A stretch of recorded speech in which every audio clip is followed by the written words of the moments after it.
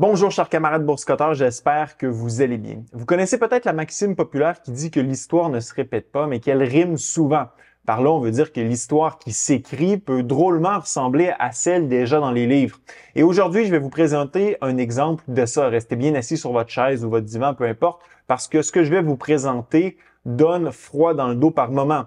Avant de commencer, n'oubliez pas de vous abonner si ce n'est pas déjà fait. C'est un petit geste tout simple, mais qui a un grand impact sur ma chaîne. Alors abonnez-vous, chers camarades boursicoteurs. Pour vous mettre en contexte, on se rappelle tous que la Fed a ajusté sa politique monétaire mercredi dernier, soit le 18 septembre 2024. Dans les quelques jours précédant l'annonce de la décision, économistes, participants au marché et journalistes étaient divisés quant à savoir si la Fed allait abaisser son taux de 25 ou de 50 points de base. Peu importe, la Fed a décidé d'abaisser son taux directeur de 50 points de base pour faire passer la limite supérieure de la fourchette cible de 5,5 à 5 En réaction à l'annonce, les marchés boursiers ont rebondi et la bonne performance en bourse continue de se poursuivre finalement. Ça a d'ailleurs fait les manchettes dans le New York Times qui titrait « Les marchés rebondissent après que la Fed ait ajusté son taux directeur d'un demi-point ». L'article est intéressant et mérite qu'on s'y attarde, alors laissez-moi vous en partager certains extraits. Après, je vous dévoile le punch de cette vidéo. Dans cet article, on nous dit « Les économistes estiment que la décision prise aujourd'hui par la Fed était préventive. Les responsables de la politique monétaire s'inquiètent de voir la croissance sérieusement compromise et sont prêts à prendre toutes les mesures prudentes possibles pour éviter une profonde récession », a déclaré Joshua Shapiro, économiste en chef pour les États-Unis chez MFR. La Fed a déclaré que les risques d'inflation demeurent et qu'elle surveillait attentivement l'évolution de l'inflation. Les économistes ont déclaré que ce qui semblait avoir poussé la Fed à réduire son taux d'un demi-point étaient les mauvais chiffres du marché de l'emploi du mois d'août.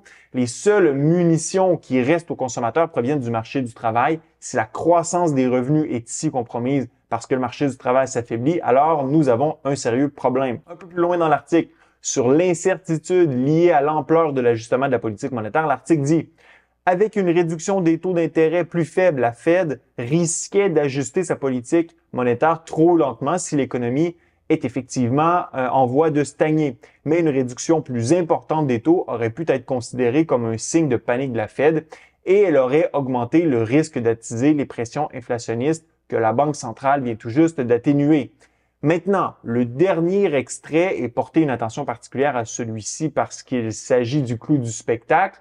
De nombreux économistes de Wall Street estiment la probabilité d'une récession à environ 1 sur 3, voire un peu plus.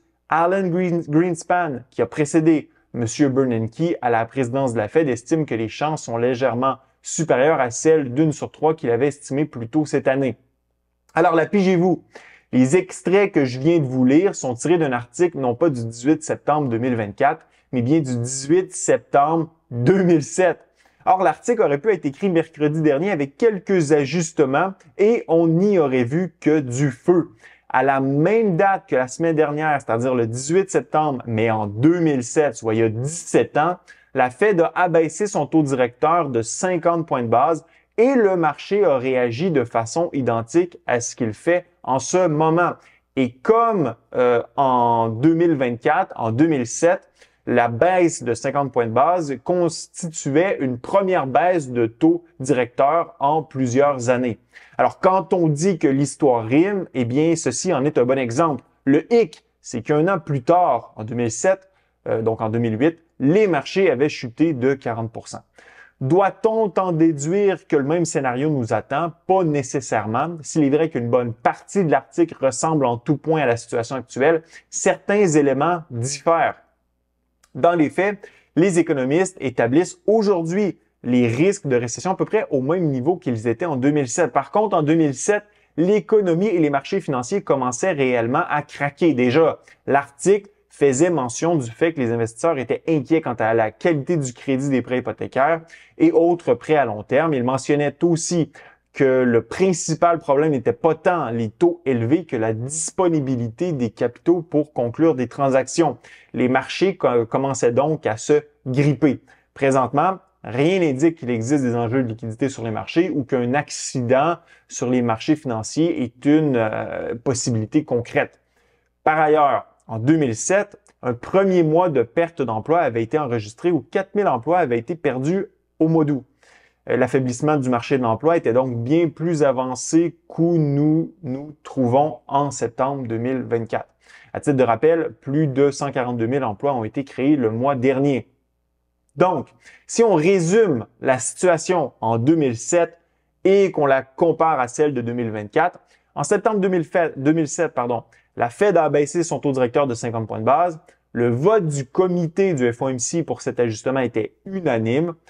Un dilemme existait entre 25 points de base et risquer la récession ou 50 points de base et risquer de raviver l'inflation, et la bourse a réagi positivement à l'annonce. Pour ce qui est de l'économie, des pertes d'emplois avaient été enregistrées. Le risque de récession a été évalué à 33 %. Il y avait de la turbulence sur les marchés du crédit et l'économie et les marchés financiers commençaient à craquer. Au final, la récession s'est manifestée 3 mois plus tard en décembre 2007 et la Fed était clairement en retard dans l'ajustement de sa politique monétaire. Pour septembre 2024, la Fed a aussi abaissé son taux directeur de 50 points de base. Le vote du comité, par contre, n'était pas unanime et une dissension a été enregistrée. Toutefois, le même dilemme existait entre, d'une part, 25 points de base et risquer la récession ou 50 points de base et risquer de raviver l'inflation. Et comme en 2007, la bourse, en 2024, a bien réagi ou a réagi positivement à l'annonce de la Fed. Pour ce qui est de l'économie, aucune perte d'emploi n'a encore été enregistrée contrairement à 2007, mais le chômage est clairement en hausse. Le risque de récession évalué à 30 % par JP Morgan et Goldman Sachs est similaire à celui évalué par Alan Greenspan en 2007. Il n'y a pas de turbulence sur les marchés du crédit par contre et l'économie continue de bien performer avec une croissance annualisée estimée à 3 % alors que les marchés financiers ne démontrent pas de signe de faiblesse. Maintenant, l'environnement monétaire et économique de 2007 et 2024 se ressemble, mais est-ce que le résultat pour 2024 sera le même que celui de 2007, c'est-à-dire la récession? Mais la question reste sans réponse. Cependant, pour ce qui est de l'atterrissage en douceur dont on parle toujours, on peut se demander si l'intervention de la Fed est trop tardive, comme ça a été le cas en 2007. L'évolution du marché de l'emploi au cours des prochains mois va nous le confirmer ou l'infirmer. Pour ce qui est de l'écrasement de l'économie, plusieurs indices pointent dans cette direction, tels que le redressement de la courbe de rendement des obligations 2 ans, 10 ans, la Sam Rules qui a été déclenchée et l'ISM Service qui reste à surveiller. Au final, 2024 ne sera pas 2007, c'est certain.